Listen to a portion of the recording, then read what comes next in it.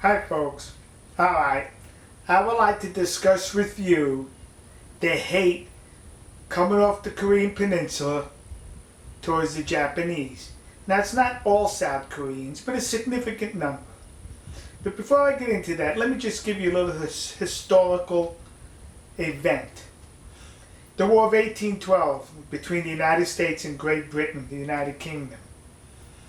The year is 1814, Forth McHenry, Baltimore, Maryland.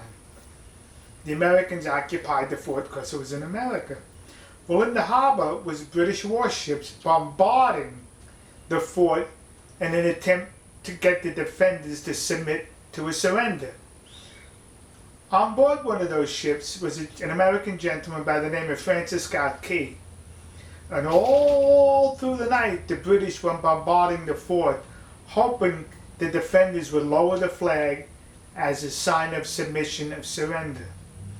Come the next morning, that flag was still flying. Francis Scott Key, he wrote a poem which later became the national anthem in reference to the event, called the Star-Spangled Banner.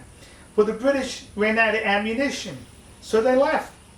They basically left in defeat. The song was written glorifying the Americans defeating the British. The year now, 2001, September 11th. In London, Buckingham Palace, the British band plays what? The Star-Spangled Banner. Wait a minute. But that's a song glorifying the defeat of the British, and they're going to play that in London at Buckingham Palace? Yes, because it was the American national anthem, and it happened so many years ago. 20 years after that, September 11th, 2021, guess what the British did?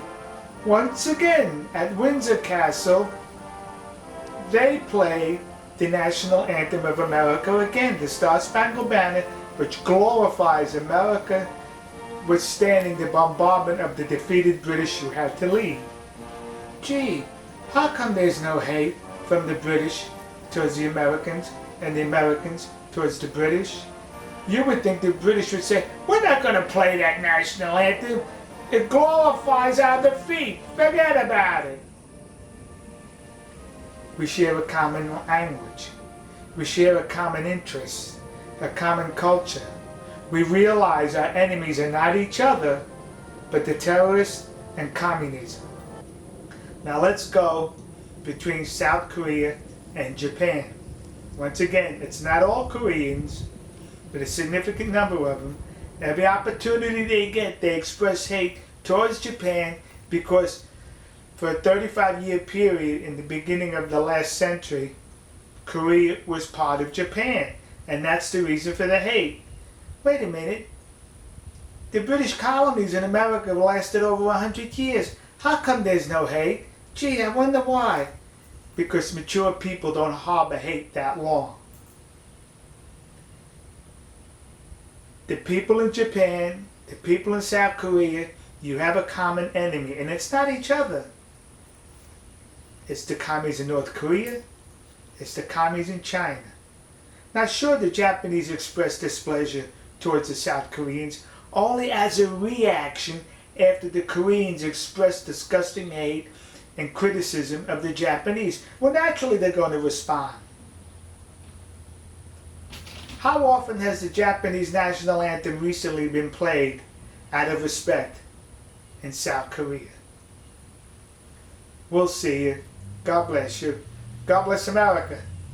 And God bless the nation you happen to be in. See